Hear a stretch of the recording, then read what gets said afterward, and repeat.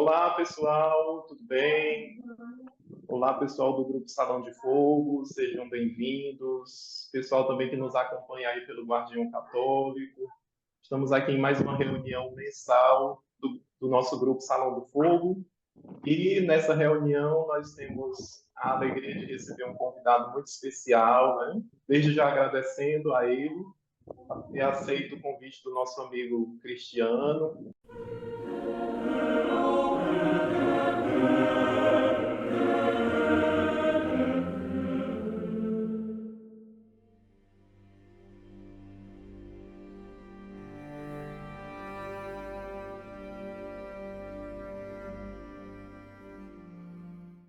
E esse convidado que nós trouxemos hoje para a nossa reunião é o nosso amigo Reinaldo José Lopes.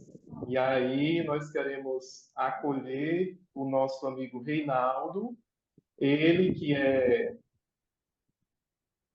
deixa eu só pegar aqui, jornalista especializado em ciência e religião e tradutor da obra de Tolkien, com mestrado e doutorado pela USP.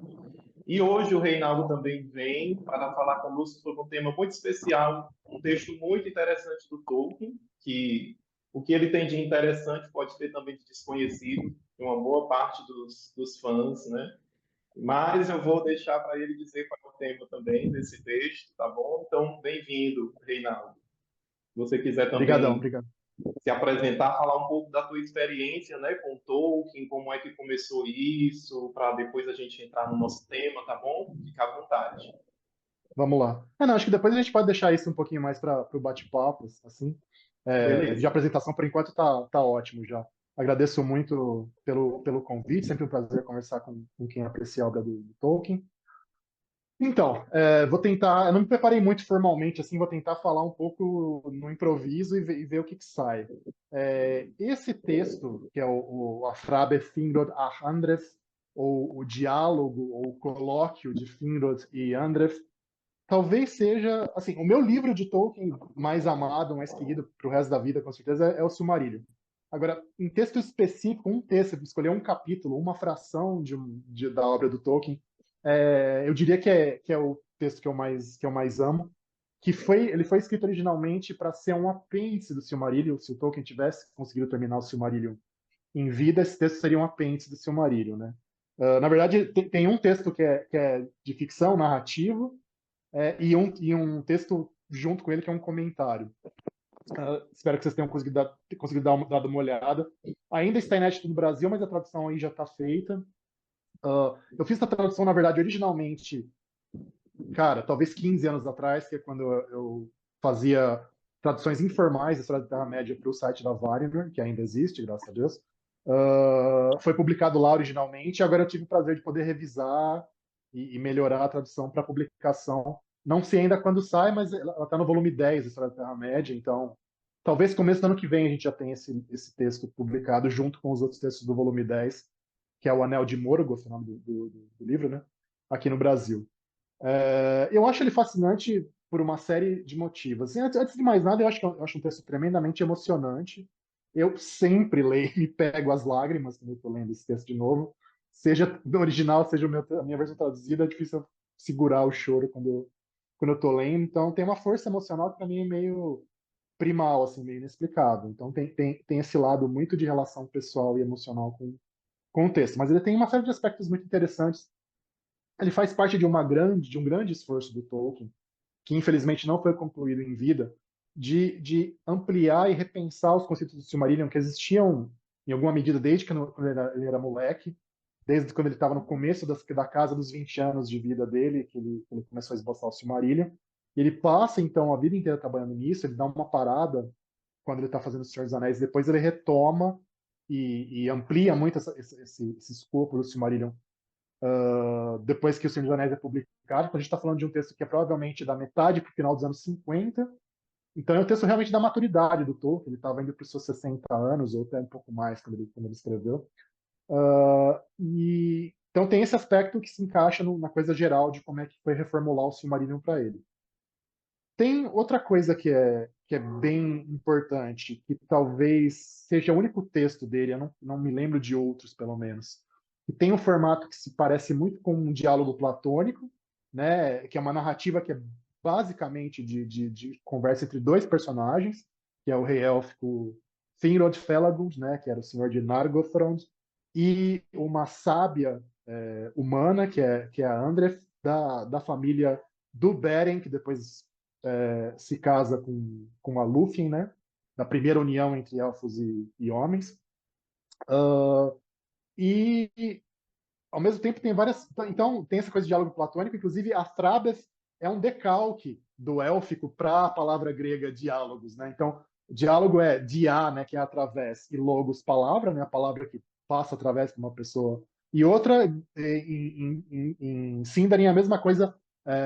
Beth é uma versão de Path que é, de novo, palavra, logos, e a Fra é atravessar, é passar essa preposição de você cruzar uma coisa. Então é um decalque da palavra grega diálogos mesmo. Ao mesmo tempo, esse formato que é para a gente, na cultura ocidental, ficou consagrado como um formato para discussão filosófica, então é uma discussão filosófica e teológica, né? Por quê? Porque aí o Tolkien resolve abordar, assim, de peito aberto, diretamente, realmente, a relação entre elfos e homens no sentido da mortalidade e o que significa a mortalidade do ponto de vista ontológico, né, essencial do ser para elfos e homens, a mortalidade humana, que é essa coisa que marca, né, o presente de Ilúvatar, a dádiva de Ilúvatar, e que diferencia tanto elfos de homens, mas também até que ponto, né, essa situação dos seres humanos, da gente, dos homens, naquele contexto, ela foi influenciada, embora ela tenha uma dependência em relação a essa dádiva de Ilúvatar, ela tenha sido também influenciada pela queda dos homens, né? No caso, por uma perversão original, primária, né, primordial, dos homens na relação que eles tiveram com o Melkor, com o Morgoth, né? Então é uma exploração filosófica e teológica dessa coisa, até que ponto a mortalidade significa ou não uma espécie de punição ou uma espécie de dádiva ou as duas coisas para os seres humanos, e onde é que os elfos entram nisso, né? O Tolkien fala numa das cartas que, a rigor, elfos e homens são apenas variedades da mesma espécie, senão eles não conseguiriam produzir descendentes férteis quando eles se cruzam, que é basicamente o que acontece com Beren e Lúthien, e com Túr e Idril, etc. Essa definição biológica de espécie é meio essa, mas por que um é mortal e outro é imortal? E o que isso implica na relação deles com o cosmos, com o mundo, com a ordem cósmica, digamos, e com Deus também, com Eru Ilúvatar, que a gente pode chamar de Deus, que é como Tolkien o chama. Ele não fala, ele basicamente equaliza, faz uma relação de igualdade mesmo entre Ilúvatar e o Deus monoteísta e depois o Deus cristão. E aí também deixa para levar em conta outro ponto muito importante, que é o fato de que nesse diálogo, então, pela primeira vez o Tolkien acho que enfrenta de maneira mais clara o que significa essa teologia do mundo secundário, quer dizer, do mundo imaginário que ele criou, que teria uma continuidade com o nosso mundo primário, com o nosso mundo real, e do cristianismo, digamos, com uma promessa, né, é quase um proto-evangelho élfico, eu diria. Por quê? Porque nesse diálogo, nessa busca de achar um ponto comum filosófico e teológico entre elfos e homens, o que o Finod faz é intuir o que seria mais tarde a encarnação de Cristo no nosso mundo primário, e ao ter essa intuição, ele descobre que entre os homens, entre a família do Beren, o povo de Belr e os outros grupos de homens que se aliam aos elfos, uma profecia desse tipo também existia. Também existia que uma coisa desse tipo ia acontecer, e seria, na verdade, a única maneira pela qual a vitória, né, dos filhos de Ilúvatar e dos povos livres poderia acontecer de forma definitiva contra o Morgoth, contra o mal, né? E no fim, no comentário, ele acaba traçando até uma relação da dádiva de Ilúvatar com a ascensão de Maria, né? Então, são temas muito católicos que ele trata de maneira um pouco mais sutil, um pouco mais distante na narrativa, e no comentário ele mergulha um pouco mais. Mas, acima de tudo, é muito bonito por quê? É lógico que o lado teológico dá todo um molho especial para essa história, mas o que tem de mais bonito é, por um lado, eu acho que é a compaixão do Finrod pela Andreff, porque ele descobre que, na verdade, ela foi a única. A gente vê muitas histórias de homens do sexo masculino se apaixonando por elfas. A Andreff é o único caso contrário que a gente sabe, em que uma humana se apaixona por um elfo, né, pelo irmão do Finrod, que é o Aegnor. Ela é correspondida, mas o Aegnor não tem coragem, ou ele acha que é melhor, que é mais sensato não consumar a união deles. Isso dá uma amargura tremenda para ela, e o que o Finrod, com base nesse raciocínio teológico todo que eles têm juntos, que é muito, às vezes, é muito assim, exaltado, tem um peso de dor e de raiva, de tristeza forte, principalmente por parte da Andref, mas o que ele chega à conclusão é que elfos e homens precisam tá juntos nessa esperança de que Ilúvatar vai curar o mundo, e nessa esperança de que eles vão estar juntos como amigos e como irmãos, criados pelo mesmo pai, de alguma maneira, lá no futuro distante, lá no que ele chama de Arda curada, né, do nosso cosmos, do nosso mundo curado por essa intervenção de Ilúvatar lá no passado, lá no futuro distante. Então, resumindo, é isso. Eu acho extremamente comovente. E para quem é cristão, lógico que, né, a obra de Tolkien está aberta para todo mundo, pessoas de fé, pessoas de diferentes fés, pessoas que não têm fé, mas principalmente para quem é cristão, acho que é extremamente bonito e comovente. Eu acho que é talvez o grande culminar da arte narrativa do Tolkien, talvez pau a pau com uma história que não se passa na Terra-média, que é o Ferreiro de Bosque Maior, né?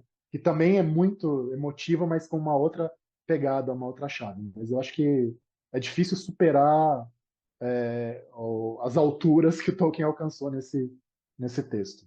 E é isso, acho que não vou falar muito mais que isso, já falei demais hoje. Obrigado. Muito bom, né, Reinaldo? Eu acho esse tema interessantíssimo. Deixa eu fazer uma pergunta para você. Faz. No Silmarillion, a gente vê com uma certa frequência que quando os homens falam da morte e quando os elfos também falam sobre esse tema, né, com relação aos homens, nenhum deles sabe dizer bem o que foi que aconteceu nessa Uhum. dimensão de um pecado original dos homens, né? Isso. Geralmente se usa expressões vagas assim, que uma sombra jaz sobre a história dos homens, sobre o passado dos homens, né?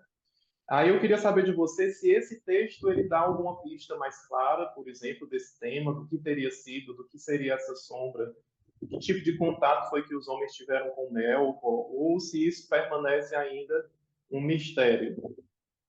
Uhum. Não, ele dá assim, e curiosamente, coisas de Tolkien, né? Não existem, né, nunca Tolkien escreve uma versão de um texto. Isso aí é utopia imaginar que Tolkien vai escrever uma versão única, vai ficar. Nesse caso também tem duas versões. E isso aparece só no comentário. Então, o próprio comentário tem uma parte narrativa.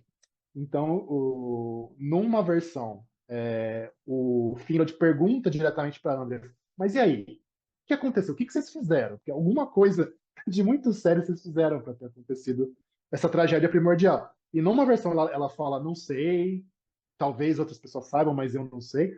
E na outra ela relata uma espécie de, não é bem conto de fadas, mas uma espécie de mito ou narrativa que teria chegado pelo outro povo dos homens, que é o povo do Hador, né? Pessoal, galera loira, bonitona, de olho azul. O povo que teria vindo de outra mulher sábia, que é humana, que é a Ada, né?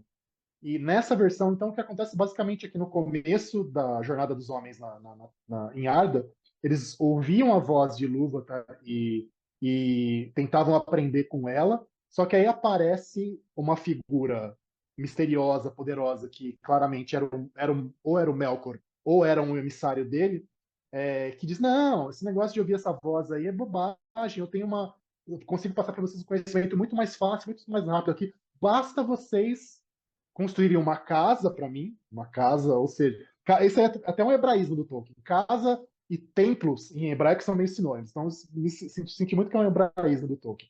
Uma casa para mim e vocês me prestarem culto, adoração.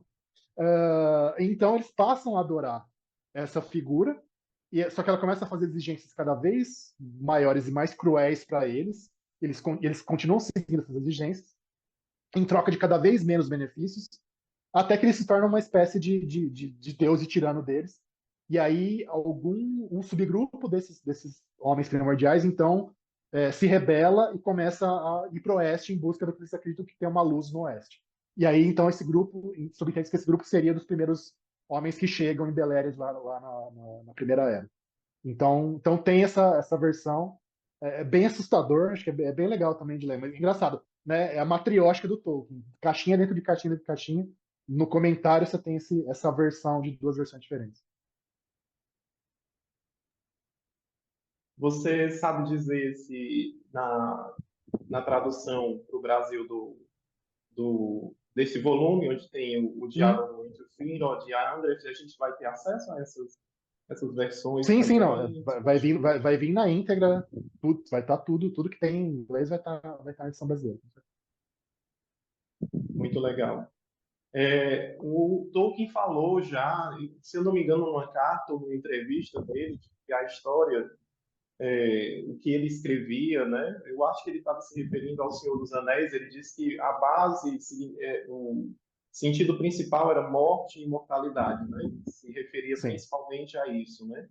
Você acha, então, Reinaldo, que a gente pode dizer que toda a Terra-média, todo o legendário, está atravessado por morte e imortalidade? Não, sem a menor dúvida. Acho que é um dos grandes temas. Ele acaba, a famosa carta para o Milton Waldman, né, que o Tolkien tentou vender para outra editora, publicação do Silmarillion e do Senhor dos Anéis juntos, né, e acabou não dando certo, mas então ele fala de morte, de queda, né, queda é outro grande tema. Ele fala, ele fala, para mim não existem histórias humanas que não tenham alguma relação com a queda de alguma maneira, né? Embora se a gente pegar, enfim, mitologias orientais, talvez dê para discutir isso, mas é um argumento forte, eu acho. Então é morte, queda e o que ele fala da máquina, né? O tema da máquina. Então essa tríade, na verdade, a máquina como o quê? Esse desejo de dominação da natureza pela força bruta de homens e elfos, enfim, de qualquer criatura racional. Então mas certamente dessa tríade a perna fundamental é a mortalidade. Não há dúvida. Quem quiser também fazer alguma pergunta ao Reinaldo, tá bom? Fique à vontade. Posso fazer uma pergunta? Manda ver. Claro. A gente comentou aqui sobre esse diálogo. Eduardo? Desculpa. Sim, Eduardo. Eduardo, Eduardo beleza. Gonçalves, sou eu. A gente estava comentando sobre o livro 10 da História da Terra-média, como um dos últimos textos nesse diálogo específico escrito pelo Tolkien. A última coisa publicada dele foi O Ferreiro do Bosque Maior, que eu tive a alegria de ler, acho que ano passado, ou retrasado, e eu reli para minha irmãzinha. Foi uma experiência muito bacana. E eu consegui perceber, porque depois disso eu li a biografia do Tolkien, e lá cita que é uma das obras finais da vida dele. E tem uma característica muito forte de como ele se enxergava no mundo.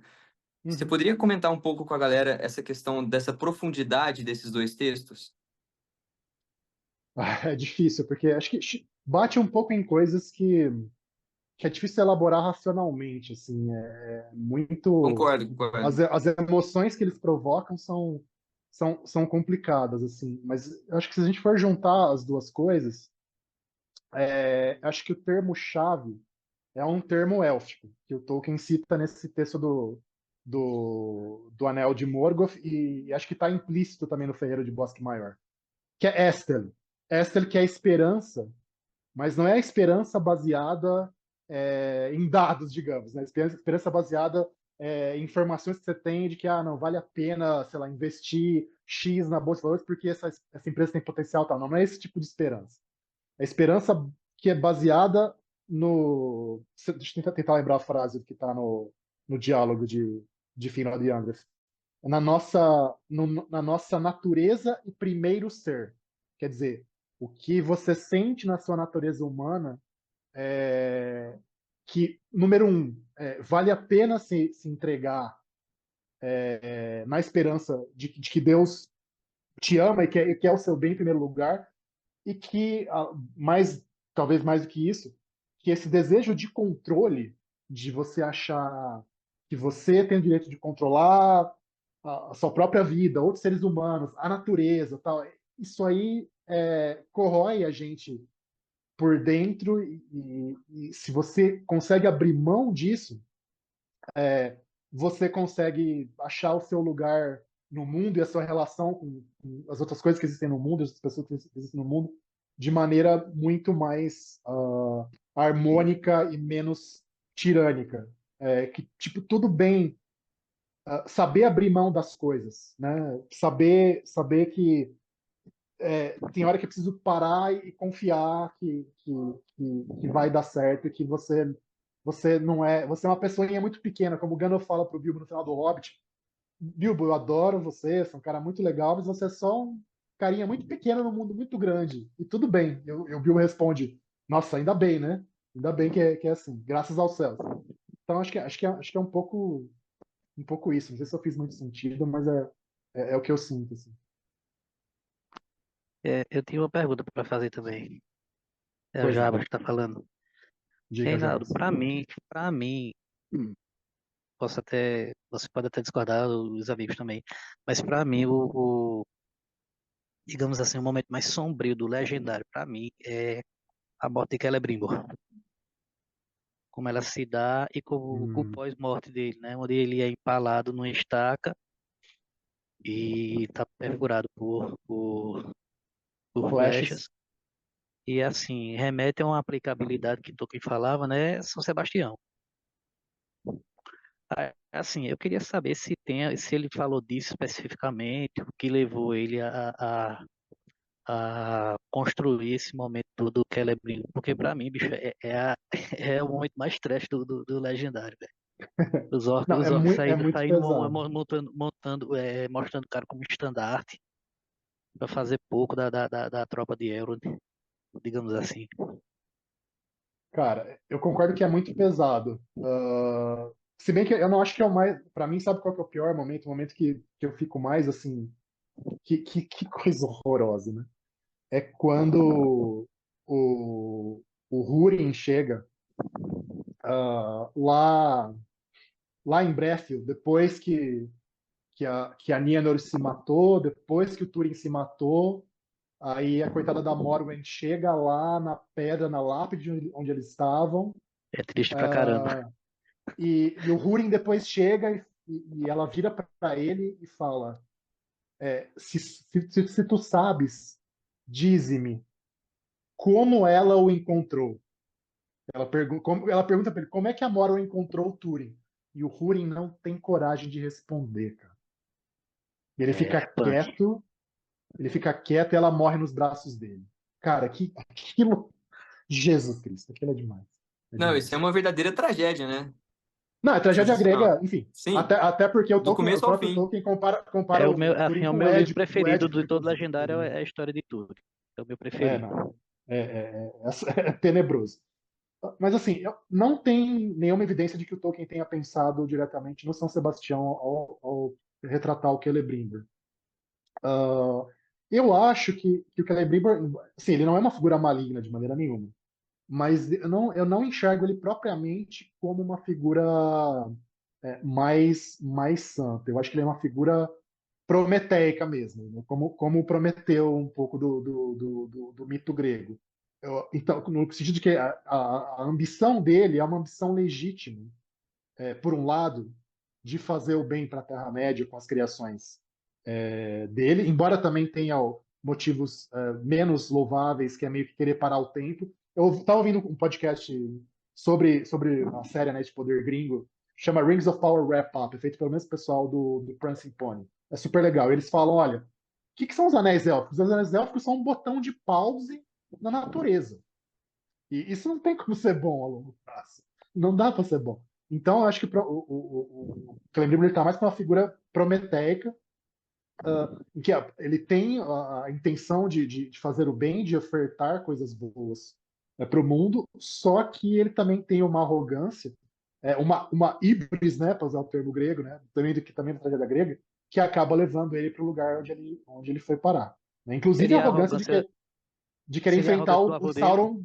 corpo a corpo, né? Eles não tinha como ele ganhar aquilo. Não tinha. Seria uma É, arrogância de DNA do avô dele? a gente sabe que temperamento também é transmitido geneticamente, muitas vezes, né? Não sei se Tolkien pensaria em DNA, mas que tem alguma coisa a ver. Eu acho que o Celebrimbor é uma figura muito mais amena do que o Fëanor, não tem nem comparação, né? Tanto Uhum. que quando o Curufin lá começa a fazer sacanagem junto com o Celegor, ele resolve, não, vou ficar aqui em Nargothrond e não quero mais saber de você, pai. Pode ir embora que está dando problema isso aí. Mas tem um pouco, sim, tem um pouco Eu dessa herança vejo genética. a história do fim do Celebrimbor como a queda de um dos grandes, né? Um dos grandes elfos da Segunda Era. Sim, sim, com Mas eu certeza. achei interessante Tal. esse ponto, que sempre o antepassado ele vai ser maior, né? O povo de Então, Gondor, isso é não. um Eles conceito, eram isso é uma das. Númenóreanos antigamente, né? Sempre puxa Exato. para trás e tem alguém maior lá. Nesse ponto o Tolkien é extremamente medieval mesmo, né? Tem várias coisas do Tolkien que Sim. não são medievais, o pessoal confunde muito, mas essa ideia tem o termo, tem a expressão medieval, né, que é mundus senescit, né, que o mundo está envelhecendo, a ideia de que o mundo começa no topo de pureza e poder e bondade, e ele só vai ladeira abaixo. Que para os medievais fazia sentido porque eles vieram da queda do Império Romano para frente, né? Então é só, né, difícil você enxergar tanto que quando as sociedades medievais começam a ficar mais populosas, mais complexas tecnologicamente, economicamente, essa ideia vai se enfraquecendo até chegar no Renascimento, né? Mas realmente a lógica do Tolkien é exatamente essa lógica do mundo que envelhece. Tão legal, eu acho impressionante essa capacidade do Tolkien de descrever tanto o mal na sua feiura, digamos assim, do que ele é capaz de fazer, quanto o bem, né? Uma vez eu vi um autor falando sobre isso, não lembro bem quem era ele, né? E ele disse que o surpreendente no Tolkien não é só ele criar personagens malignos, né? Assim, aquela personalidade característica do mal, mas sobretudo personagens bons convincentes, né? O Tolkien ele tinha também essa capacidade de criar personagens bons que não eram meros estereótipos, mas aí cita o Faramir, né? Com a personalidade dele, cita o Aragorn, então personagens que são essencialmente bons, mas que têm os seus dramas pessoais, né? Que têm suas próprias fraquezas e medos, né? E eu acho muito interessante essa característica do Tolkien de sabe, plasmar esses mundos opostos, mas com a mesma magnitude, a mesma beleza, né? Então, é muito surpreendente isso. Exato, exato. Não, um exemplo que eu acho maravilhoso é o próprio Sam, né? O Sam que é talvez o grande herói empatado com o Frodo, mas como herói de ação, ele acaba sendo um grande herói de Senhor dos Anéis, Eu mas concordo que Sam é o herói.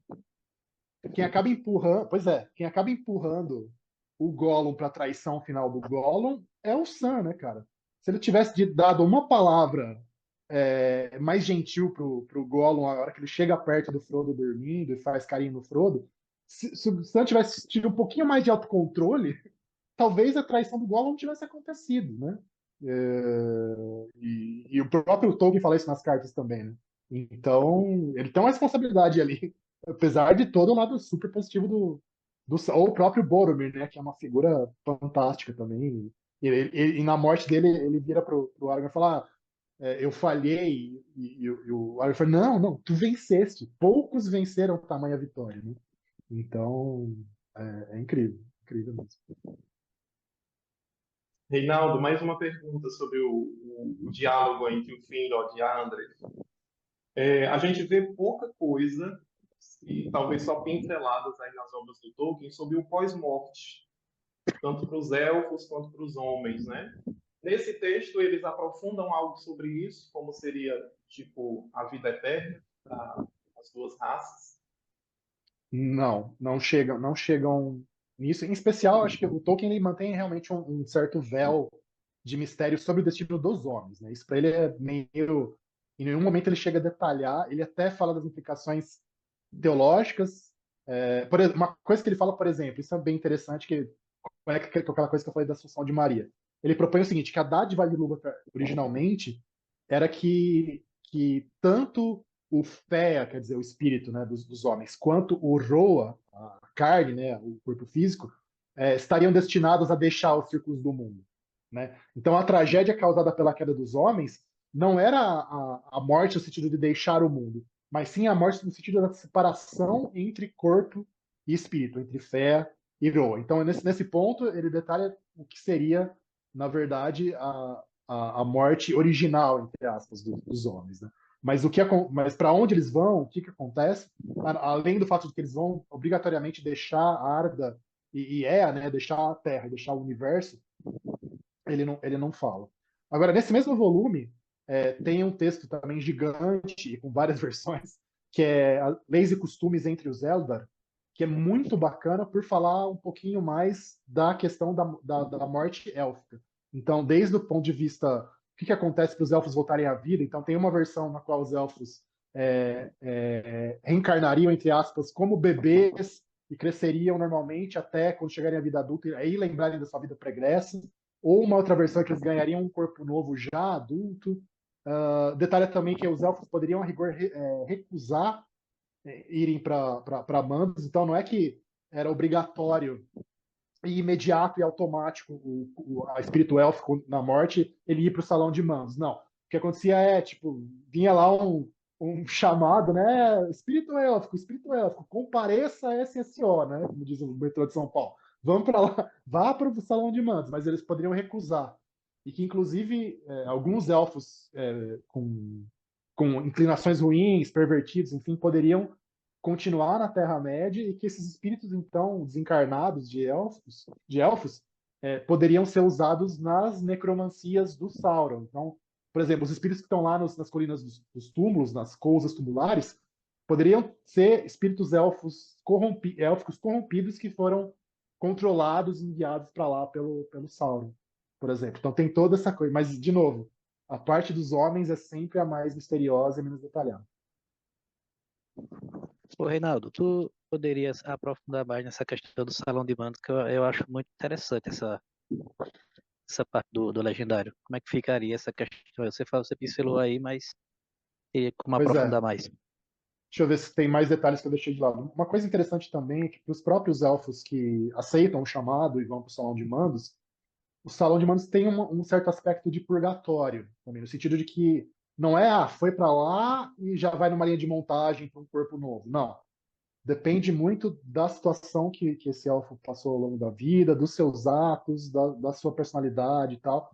Ele precisa passar lá um período realmente de reflexão e de purificação antes de voltar para a vida corpórea. E um processo que não tem como ser forçado. Então, de novo, ou o elfo aceita, esse espírito élfico, né, esse Fea, né, espírito élfico, aceita esse conselho, essa purificação e tal, ou ele pode ficar lá entalado para sempre, que é meio que acontece, na verdade, com a Miriam, né, com a mãe do Fea, que ela, tipo, eles ficam lá, não, mas você tem que voltar, porque o Finn vai estar sofrendo, não sei o quê. Ela, tipo, não, daqui eu não saio, daqui ninguém me tira. Até que não é um sinal bom, é um sinal de que tem alguma coisa errada. Isso. Até que o Finn vai se apaixonar de novo, ele se casa com a Indis, e aí os dois se encontram na Salão de Mandos, com a morte, né, do Finwë. E aí, finalmente, a Miriam entende as coisas, se reconcilia com o marido, se reconcilia com a vida pregressa, e aí deixam ela ficar longe dos outros elfos no salão, nos salões de Lórien, e o Finwë, então, meio que troca de lugar com ela, e o Finwë continua lá sem reencarnar, porque ele não poderia ser bígamo, ele não poderia ter duas esposas na vida corpórea dele, né? Então, ele meio que faz o sacrifício e troca de lugar com ela e fica lá. Então, tem várias. Deve ter acontecido. Esse é o único caso que a gente sabe, porque é um caso que é politicamente, historicamente muito importante, mas coisas desse tipo devem ter acontecido algumas outras vezes na história élfica e dá uma ideia de como é que na verdade, é complexa essa coisa do Salão de Mundo. Ok, Reinaldo, obrigado. ah, posso falar? Claro. Ah, eu lembro que existe uma parte dentro do diálogo do Finrod com o André, acho que ela chega e fala sobre o fato de que no princípio, eles haviam nascido para nunca morrer, né? De que haveria Uhum. uma espécie de vida eterna. Tolkien tem alguma menção ou explicação do que é que ele pensava quando escreveu isso?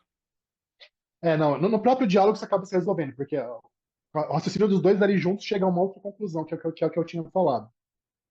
Na verdade, a ideia é que haveria desde sempre realmente uma morte, entre aspas, no sentido de deixar o mundo, uma morte dos homens, só que ela não envolveria a separação do espírito e da carne. Ela envolveria uma ida do espírito junto com a carne para fora dos círculos do mundo, para junto de Ilúvatar, né? E aí o Tolkien fala o seguinte, que então esse modelo original da morte humana no Legendário seria o modelo que seria representado pela Assunção de Maria, que seria a única morte que a gente sabe, né, pelo dogma católico, obviamente, né, para quem acredita no dogma católico, de um ser humano sem pecado que deixou a existência terrena. Então, como que isso aconteceu? Subindo de corpo e alma ao céu. Então, era assim que deveria ter sido a dádiva de Ilúvatar.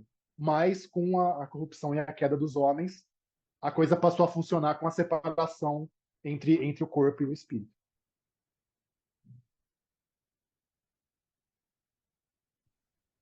Reinaldo, já que a gente está num tema de, a gente pode dizer assim, de uma escatologia élfica da Terra-média, Exato. o que a gente tem sobre o fim do mundo no Legendário de Tolkien? Como seria isso? Que tipo de versão ele deixou escrito? Que tipo de pensamento ele registrou sobre esse assunto? Quem quiser dar uma olhadinha e ler, a gente já tem isso publicado, na verdade, né, em português. Tem isso na Queda de Gondolin e tem também nos volumes 4 e 5 da História da Terra-média. Então, a formação da Terra-média e a Estrada Perdida trazem esses textos.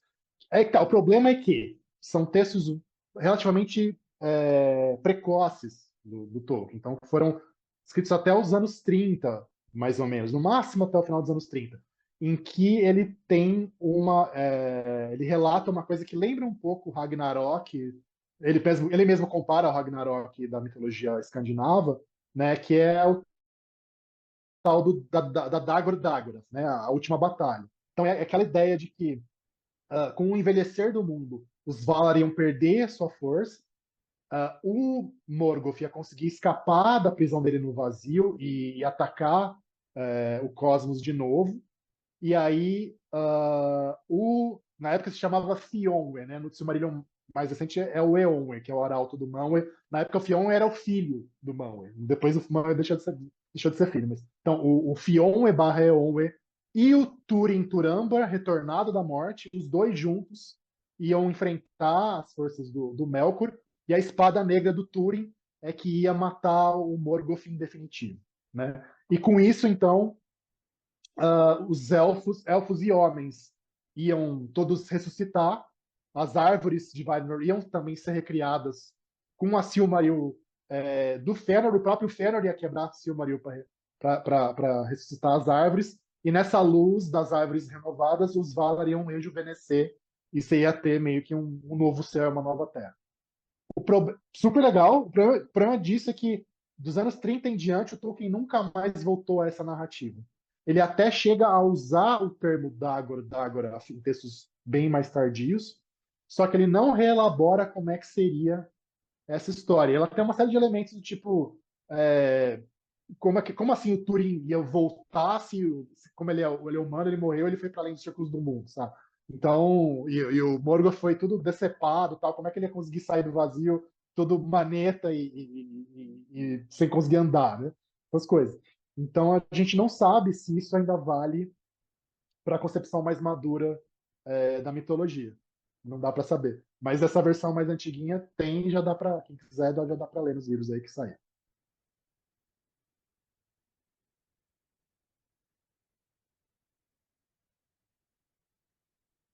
Quem mais Alguém gostaria mais? de perguntar? O Reinaldo. Aproveitem. Eu tenho uma pergunta sobre tradução, posso? Claro. Ó, vamos lá. Tá. Eu li o Silmarillion há pouco mais de uma década atrás, com esse livro aqui, na editora Beleza. antiga Martins Fontes. E eu tenho esse livro novo aqui com a nova tradução, foi traduzido por Vossa É um Senhoria, cara, certo? rapaz meio picareta aí, já tá no começo da carreira, mas ele tenta fazer direitinho, nem sempre consegue. Tirando a nomenclatura nova, né, que foi ajustada, né, de anãos e tudo mais, Uhum. não sei se você chegou a ler essa tradução anterior. Quais seriam as principais diferenças? Você, como eu enxergo, eu tenho alguns amigos tradutores, eu valorizo muito a língua, assim. Tem aquele negócio que fala, né, que a tradução, ela é uma adaptação, ela é uma interpretação e ela é uma arte. De certa forma, o tradutor, ele não pode só traduzir, pá, no literal. Tanto é que tem aquele ponto interessante da Laracna, em inglês é Shelob, pegou o she que é Sheila. ela, né? Uhum. Tem toda essa questão. Então, é uma arte a tradução. O que que você pode contar para a gente de quais foram as dificuldades, os aspectos e o que tem de diferente depois que Tá. você pegou essa tradução aí para fazer? Vai parecer arrogante, cara, mas eu não senti grande dificuldade para traduzir Silmarillion, porque quando eu peguei para traduzir, quando eu sentei para traduzir em 2018, eu fazia, deixa eu ver, fazia 20 anos que eu estava traduzindo Silmarillion na minha cabeça, resumindo, porque foi o primeiro livro que eu li, é o livro do Tolkien que eu mais reli, é o que eu mais amo, enfim, e eu li trechos da tradução anterior, e ela nunca me satisfez, assim, não porque seja ruim, não porque seja mal feito, mas porque eu acho que ela não foi radical o suficiente para o tipo de texto que o Silmarillion é. Para o jeitão arcaizante que o Tolkien adota, para o vocabulário arcaizante, mas principalmente para o ritmo, para a sintaxe, para a construção das frases, encadeamento das frases mesmo, que é uma coisa bem diferente do inglês moderno. O Tolkien não está escrevendo. O que tem de inglês moderno no Silmarillion é ortografia, porque ele está escrevendo num inglês que poderia ser do século XVII facilmente.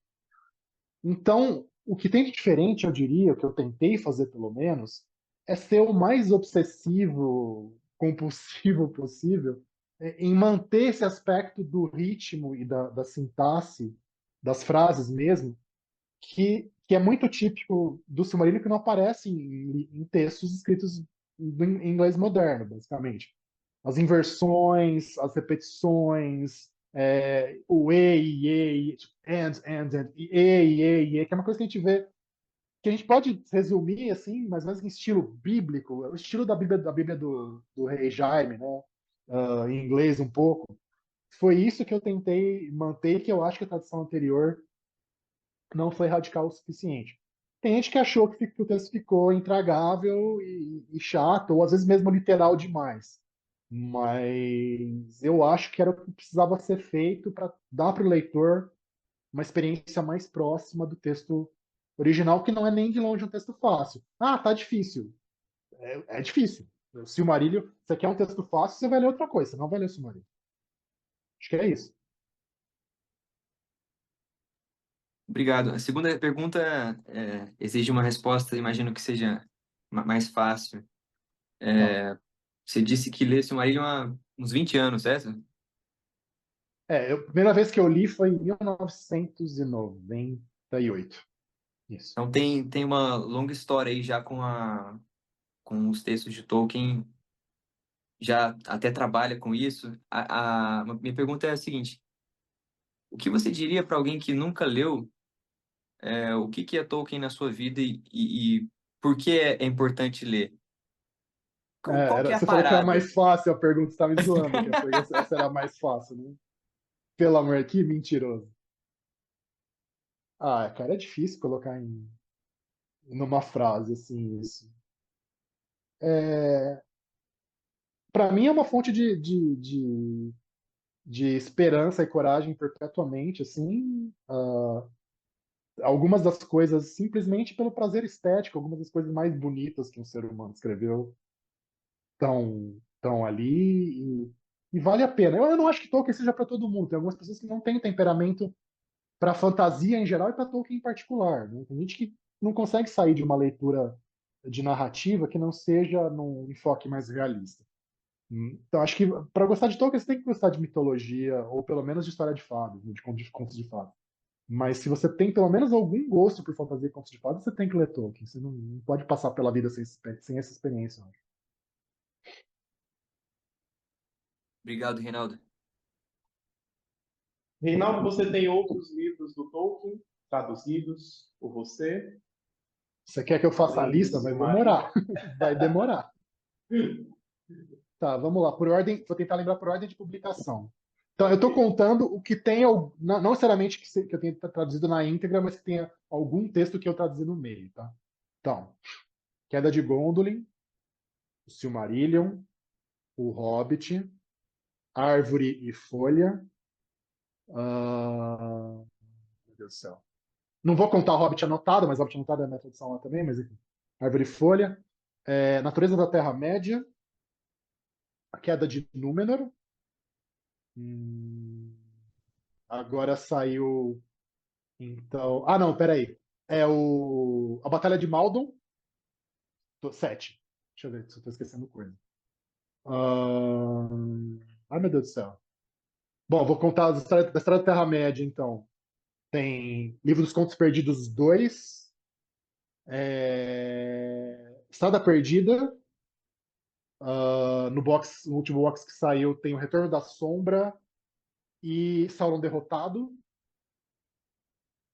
Acho que é isso. Então 11 por enquanto. Tem mais por aí. Tem mais pra ver. Foi você que mudou o Migalha para Cisco? Foi. Eu mesmo.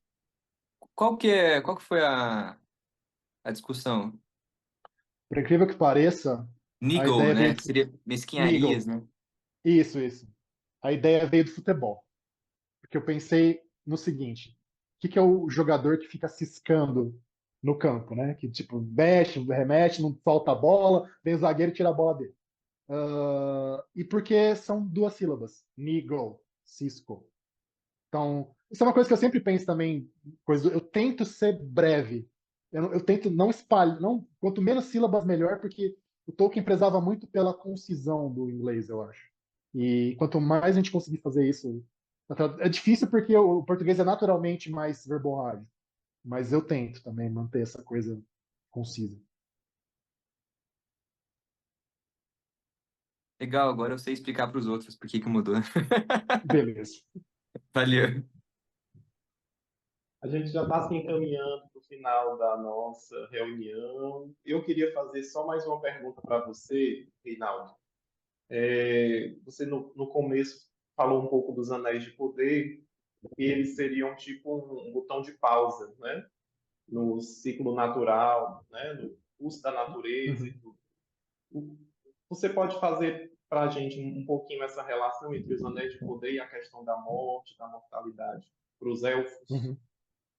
Vamos lá. Então, isso é uma coisa que eu até escrevi um roteiro para o canal do Bolseiro, nosso amigo Rafael Bolseiro, quem quiser dar uma olhada depois tem lá. O vídeo até se chama O Verdadeiro Problema com a série Anéis de Poder, né?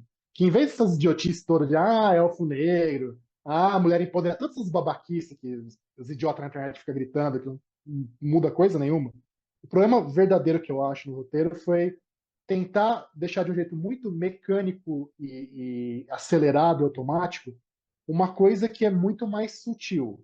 Então, o que eles pegaram é uma coisa que realmente está lá, né?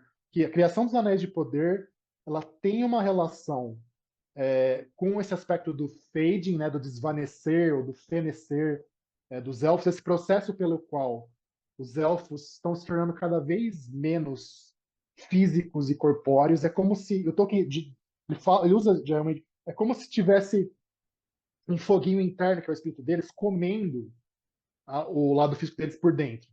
E isso é uma coisa que acontece numa escala de milênios, de vários milênios, mas que em última instância explica porque, por exemplo, os elfos e fadas das lendas mais folclóricas, eles são seres que parecem quase espíritos, assim, né? Então, e também o fato de que os elfos têm esse tempo de vida super longo, enquanto tudo que está em volta deles envelhece e morre muito mais rápido, né? Imagina um elfo na Terra-média que vê um passarinho sair do ovo e crescer e voar, e ter seus próprios filhotes. Imagina, né, o piscar de olhos que isso passa. Então, a criação dos Anéis de Poder, de fato, ela tem a intenção de, por um lado, diminuir esse processo, né? O Tolkien usa a palavra embalsamar mesmo, né? Quando você pegar uma múmia, né? Pega um corpo de um morto, embalsama, põe no sarcófago, nossa, tá lindo, parece que vai durar milênios, parece que morreu ontem, mas continua morto, certo? Continua morto, não deixou você não fez ele reviver, você só embalsamou, né? A mesma coisa que é uma coisa que também lá em Númenor eles vão fazer depois, né? A obsessão com túmulos e a comparação que o Tolkien faz entre os Númenóreanos e os egípcios, inclusive, né? Tem bem a ver com isso. E também o fato de os elfos quererem continuar na Terra-média, em especial os Noldor, como uma aristocracia da Terra-média, como alguém que está ali no topo da hierarquia, e não, se eles voltarem para Valinor, eles vão parar onde? No, lá no fundão da hierarquia. Então, tem um aspecto que é realmente complicado e não exatamente benéfico na criação dos anéis, dos anéis de poder. Então, o que eles fazem na série, eles quiseram mostrar essa lógica, o que é louvável, só que a sutileza foi embora. E ainda juntaram aquela lenda maluca lá do elfo lutando com o Balrog e cai no Mithril, aí, né, desandou tudo. Mas é uma tentativa de explicar para um público que não conhece essa sutileza toda, é, mesmo que conheça os filmes, ou mesmo que tenha até lido O Senhor dos Anéis, porque aí que tá, na narrativa do Senhor dos Anéis, isso aí não é explicado. Fica o tempo todo meio subentendido, né? E o Tolkien vai explicar isso onde? Nas cartas. E quem que lê as cartas do Tolkien? A gente vê que, pelo visto, é difícil de vender muito as cartas do Tolkien e tudo mais. Então a questão realmente é essa. É muito mais sutil e muito mais complicado, embora sei lá, o ponto central da lógica de fato seja o mesmo.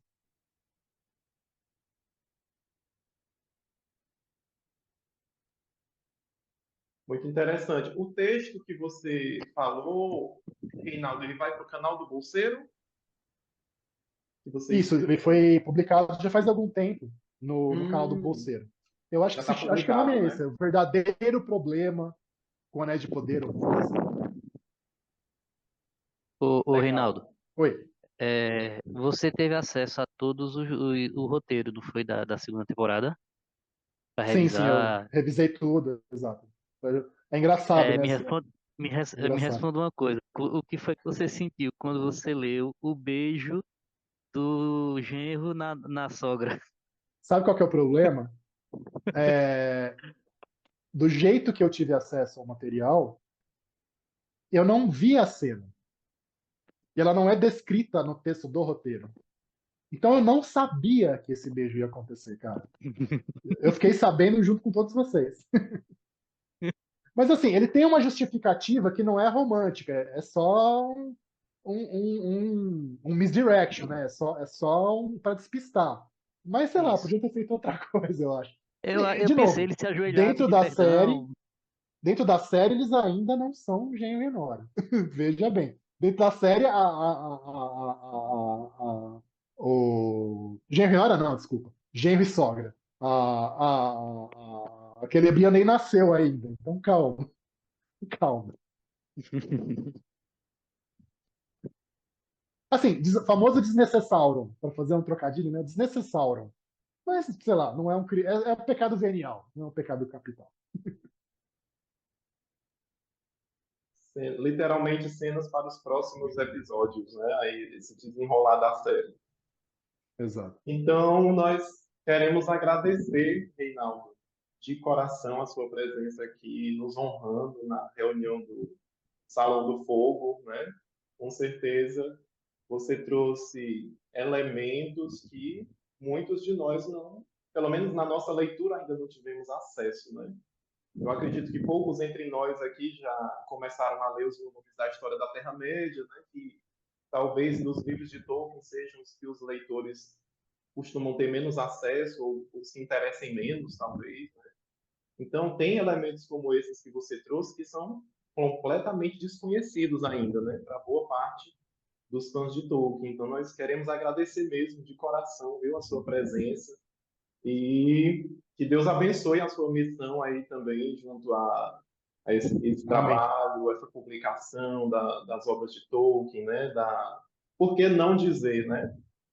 esse ensinamento da Terra-média, né, do que o Tolkien foi produzindo, que de fato, como você disse, toca os nossos corações de uma maneira diferente, né? Eu acho que cada um de nós tem uma experiência muito particular com a leitura, com as obras de Tolkien, né? É mesmo na dimensão espiritual, da vivência de fé, né? Isso nos toca de forma muito pessoal.